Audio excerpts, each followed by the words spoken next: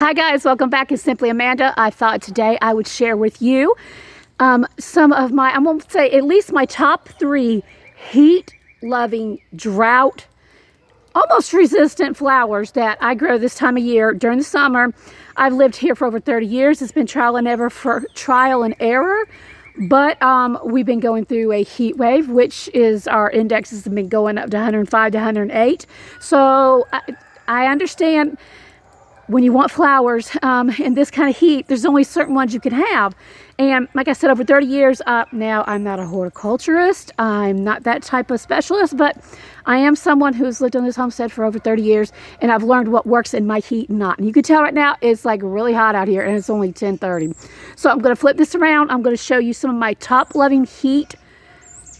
I'm not gonna say heat resistant, but put it this way, you can let them go dry for a while, and they're not going to die on you. Some of them, some flowers, you can just like forget to water one day and they're kaput.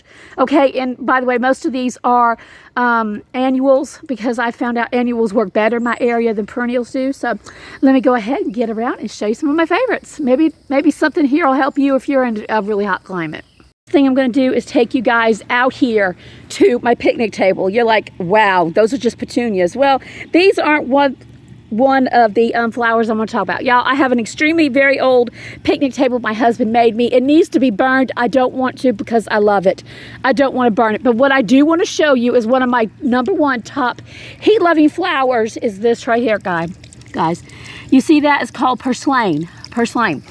If you look at it, it's growing in my picnic table, because last year I had a whole bunch of these in pots and the seed pods fell, and look, it's growing in my table. Okay, it's growing in my table. Now I did just slap some water on it, but most of the time I don't have to get water on it.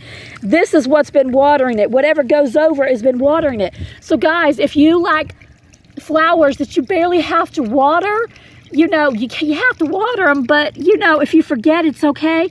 Purslane is one of them. And look, y'all, it isn't in soil. It's not in soil. It's in the dirt crevices. And you can see the dirt crevices of this. Look at all of these that are coming up. You see these that are coming up? And it seeds back easily. So that's my #1 heat-loving, almost drought-proof flower if you want to beautify your yard. Purslane. You need that, y'all. Guys, I'm taking you here into my garden, which is pretty much kaput for the year. And also all these flowers that I'm mentioning to you, they absolutely attract butterflies like crazy. I do want to show you this right here. Oh, wait a minute. Where's it at? It's over here. This right here is also Purslane. Okay, this is it right here. This is just another one. I better watch it because the bees love it, y'all. It's a great pollinator. Here's what I usually have it in an actual pot. My #2 plant. #2, guys, everybody has seen these. They're simple. They're so easy to grow yourself. Marigolds. They absolutely love the heat. They love the heat. Now, if they go dry, they're going to look bad, but you put some water in them, they'll perk right back up. They seed beautifully. Y'all, this actually needs to be transplanted, and the birds, the butterflies absolutely love them. Now, you got to watch out for this little bugger right here. See this little bugger right here? He has no business being on my flower. Let me show you what it is. Well, he just flew away. I call him my little sparkle bug because he's got little shining on him. So that's one of my #2. It absolutely loves the heat. It can handle just about any temperature, but you do have to keep it water. It's not as forgiving as the Purslane, but y'all, it's an absolutely wonderful flower to have during the heat. #3, yes, this is my butterfly attractor. It really is. Believe it or not, I did not plant this this year. I planted this last year. And yeah, you can see the bees absolutely love it. I planted this last year, okay, and it died, and this is what came back. Yes, this is what came back. I didn't have to do anything to it. I've actually had to stake it because the storm we had the other night about tore it down. But these right here absolutely love the heat. You need to keep them watered. They're not as forgiving, like I said, as Purslane. Purslane's my #1 forgiver if you forget to water it, but it attracts a lot of butterflies, a lot of bees. You can see the little bees right there. It attracts a whole lot of pollinators for your yard, and it's easy. Just keep it watered, y'all. If you forget to water it, it'll shrivel up. It'll look like the Dickens, but as soon as you get water back into it, it pops right back up. My 4th flower to actually plant that loves the heat and is very forgiving if you forget to water it during a heat wave is this right here. This is called trailing vinka. It's beautiful, y'all. You see it trails, it gets beautiful.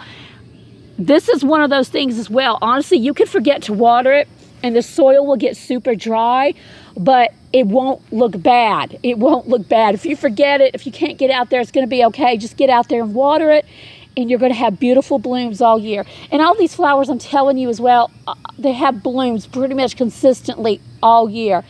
So like I said, this one here is trailing vinka. Fifth loving, heat loving plant is this right here. These are Calias. These are yellow ones. And by the way, all these flowers I'm showing you, they need full sun. They cannot handle shade of any kind. They need at least 8 hours plus of full sun. These are called Calias.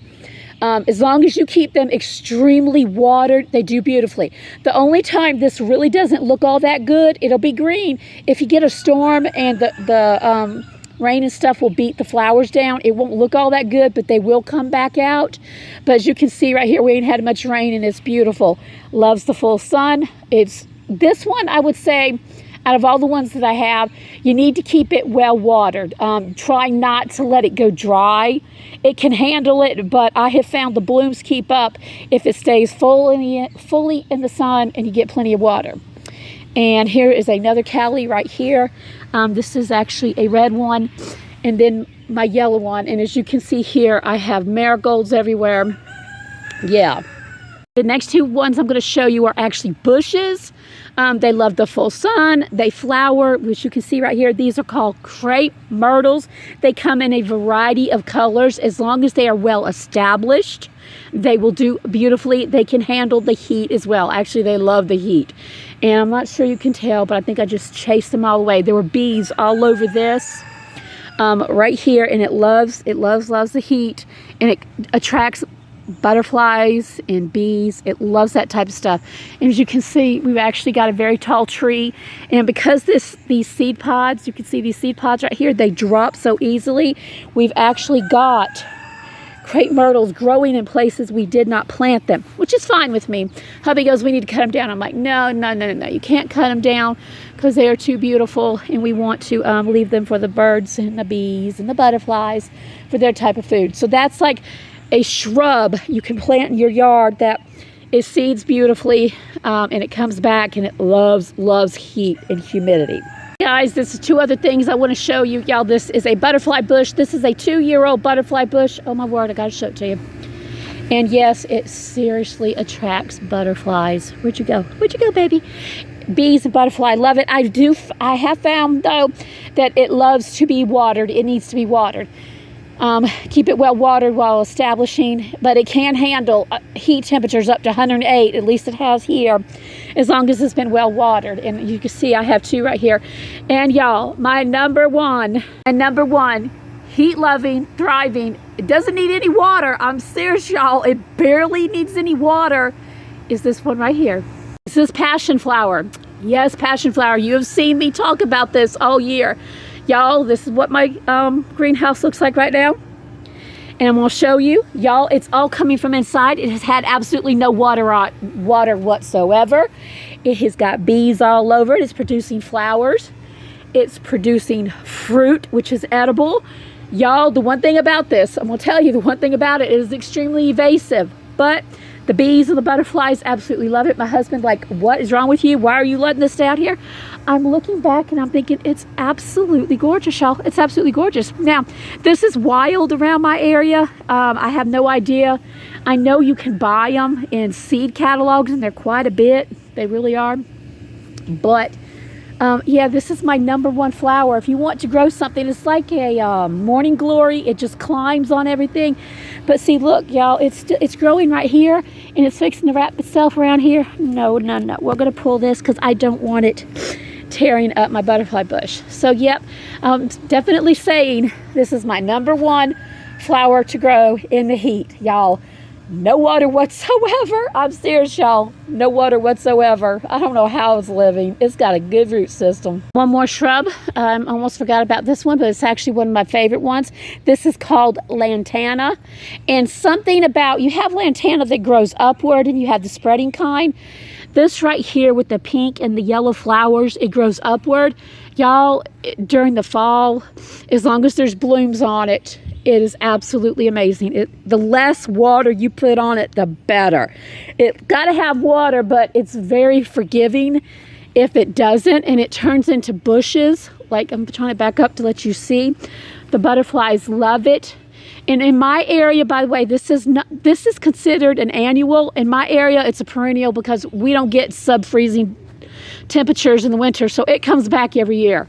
It pays for itself. So Lantana is something that loves the heat, and it can go without the water, and it's a great pollinator attractor for the bees and everything. So guys, those are my top plus heat-loving flowers. Guys, if you live in a very hot area and you like the splash of beauty and color, check those flowers out. I'll have them listed down below in case you want to go check them out. Guys, summer is like a beautiful time of year, but when it gets hot, you're like, you're trying to keep flowers and plants alive is hard. These have been an absolute simple thing for me to keep alive, and they don't need much water. Purslane is about my number one. And then I guess the passion flower. That passion flower can be evasive. It can be very evasive. So anyway, guys, tell me below what you use in your garden when these temperatures come around. Let me know what's going on.